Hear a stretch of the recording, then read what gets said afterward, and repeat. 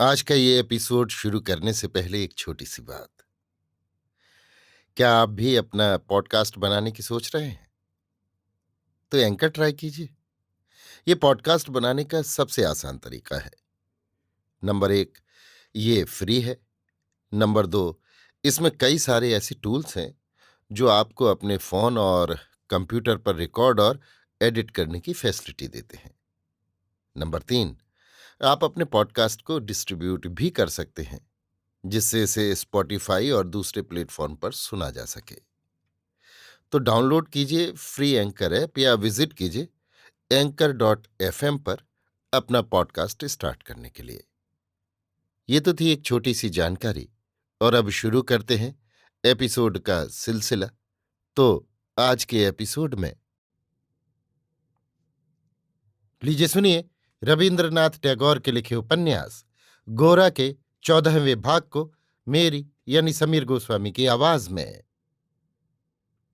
गोरा जब दोपहर को भोजन करने बैठा तब आनंदमयी ने धीरे धीरे जिक्र छेड़ा। आज सवेरे विनय आया था, तुमसे भेंट नहीं हुई? गोरा ने थाली से सिर उठाए बिना ही कहा। भेंट हुई थी। आनंदमयी बहुत देर तक चुपचाप बैठी रही। उसके बाद बोली, उससे मैंने ठहरने को कहा था, लेकिन वो न जाने कैसा अनमनासा होकर चला गया। गोरा ने कुछ उत्तर न दिया। आनंदमयी ने कहा, उसके मन में न जाने कौन सा कष्ट है। गोरा, मैंने उसे इस तरह कभी उदास नहीं देखा। उसकी ये दशा देखकर मुझे बड़ा खेद हो रहा है। गोरा चुपचाप खा रहा था। आनंदमयी अत्यंत स्नेह करती थी, इसीलिए गोरा से मन ही मन डरती थी। वो जब खुद ही उसके आगे अपने मन का भाव व्यक्त नहीं करता था, तब वो उससे किसी बात के लिए अधिक जिद नहीं करती थी, और दिन होता तो यहीं पर वो चुप हो जाती। किंतु आज विनय के लिए उसके मन में बड़ी पीड़ा हो रही थी। इसी से उसने फिर कहा, देखो गोरा, एक बात कहती हूं, नाराज न होना। विनय तुमको प्राणों से बढ़कर चाहता है, इसी से तुम्हारी सभी बातें सहता है। किंतु तुम जो उससे अपनी ही राह पर चलने के लिए जबरदस्ती करोगे तो वो सुख की बात न होगी। गोरा ने बात टालने के लिए कहा, माँ और थोड़ा दूध ले आओ। बात यहीं पर खत्म हो गई। भोजन के उपरांत आनंदमयी अपने तख्त के ऊपर बैठकर चुपचाप सिलाई का काम करने लगी। लक्ष्मीनिया घर के किसी खास नौकर के दुर्व्यवहार के संबंध की आलोचना में आनंदमयी को खींचने की वृथा चेष्टा करके फर्श के ऊपर ही लेटकर सोने लगी। गोरा ने चिट्ठी पत्री लिखने में बहुत सा समय बिता दिया। विनय आज सवेरे ये स्पष्ट देख गया है कि गोरा उस पर नाखुश है, तो भी गोरा ये जानकर कि उस नाराजगी को दूर करने के लिए विनय का उसके पास न आना किसी तरह संभव ही नहीं है, अपने सारे कामकाज में भी विनय के पैरों की आहट के लिए कान खड़े किए हुए उसकी प्रतीक्षा में बैठा था। समय निकल गया, विनय न आया। लिखना छोड़कर गोरा उठने ही वाला था। इसी समय महिम आकर उपस्थित हुए। आते ही कुर्सी पर बैठ गए और बिना किसी प्रकार की भूमिका के कहने लगे, शशिमुखी के ब्याह के बारे में क्या सोचा गोरा? गोरा ने किसी दिन इस विषय पर ध्यान ही नहीं दिया था, इसी से उसे अपराधी की तरह चुप रह जाना पड़ा। गोरा से जब कोई उचित उत्तर महिम को न मिला, तब उन्होंने गोरा को इस चिंता संकट से उबारने के लिए विनय की बात उठाई। इस प्रसंग में विनय की बात उठ सकने को गोरा ने कभी स्वप्न में भी नहीं सोचा था।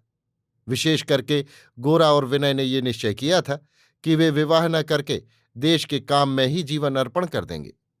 इसी से गोरा ने कहा, विनय क्यों ब्याह करेगा? महिम ने कहा, जान पड़ता है यही तुम्हारा कट्टर हिंदूपन है। 1000 चोटी रखो और तिलक लगाओ, साहेबी ढंग तुम्हारी हड्डियों में बसा हुआ है।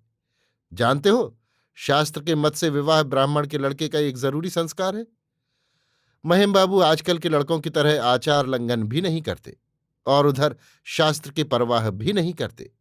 होटल में भोजन करके बहादुरी दिखाने को भी वो बहुत बढ़ जाना समझते हैं, और उधर गोरा की तरह श्रुति स्मृति के मत को लेकर रगड़ झगड़ करना भी प्रकृतिस्थ आदमी का लक्षण नहीं समझते। किंतु यस्मिन देशे यदाचराः के वो कायल हैं। इसी से गोरा के आगे उनको कार्य सिद्धि के लिहाज से शास्त्र की दुहाई देनी पड़ी। ये प्रस्ताव अगर 2 दिन पहले आगे आता तो शायद गोरा इस पर बिल्कुल ध्यान ही न देता, किंतु आज उसे जान पड़ा कि बात बिल्कुल उपेक्षा के योग्य भी नहीं है। कम से कम इसी प्रस्ताव को लेकर अभी विनय के घर पर जाने का एक बहाना तो मिल गया। अंत में गोरा ने कहा, अच्छा, विनय का भाव क्या है, ये तो पहले देख सुन लूं। महेम ने कहा, उसके देखने सुनने की अब जरूरत नहीं है। तुम्हारी बात को वो किसी तरह टाल नहीं सकेगा। वो ठीक हो गया है, अब तुम्हारे कहने भर की कसर है। उसी संध्या के समय गोरा विनय के घर पर आकर उपस्थित हुआ। आंधी की तरह घर में प्रवेश करके गोरा ने देखा वहां कोई नहीं है। नौकर को बुलाकर पूछने पर उसने कहा, बाबू 78 नंबर के घर में गए हैं। परेश बाबू के परिवार के विरुद्ध, ब्रह्म समाज के विरुद्ध गोरा का अंतःकरण एकदम विषाक्त हो उठा। वो अपने मन में एक भारी विद्रोह का भाव लेकर परेश बाबू के घर की तरफ तेजी से चला। इच्छा थी कि वहां वो ऐसी सब बातें उठावेगा जिन्हें सुनकर इस ब्रह्म परिवार में आग सी लग जाएगी और विनय भी बेचैन हो उठेगा। परेश बाबू के घर जाकर सुना कोई घर में नहीं है, सब उपासना मंदिर में गए हैं। घड़ी भर के लिए मन में संशय का उदय हुआ कि शायद विनय वहां नहीं गया। वो शायद इस समय उसी के घर गया हुआ है। रहा नहीं गया। गोरा अपनी स्वाभाविक आंधी की चाल से मंदिर की ओर गया।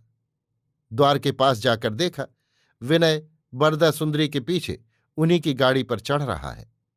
खुली सड़क के बीच निर्लज्ज की तरह अन्य परिवार की औरतों के साथ एक ही गाड़ी में जाकर बैठ रहा है। मूढ़, नागपाश में इसी तरह अपने को फंसाना होता है। इतनी जल्दी, इतने सहज में? तो फिर मित्रता भद्र पुरुष के साथ नहीं रही। गोरा आंधी की तरह वहां से चल दिया और विनय, वो गाड़ी के अंधकार के भीतर सड़क की ओर ताकता हुआ चुपका बैठ रहा। अभी आप सुन रहे थे रविन्द्रनाथ टैगोर के लिखे उपन्यास गोरा के 14वें भाग को मेरी यानी समीर गोस्वामी की आवाज में।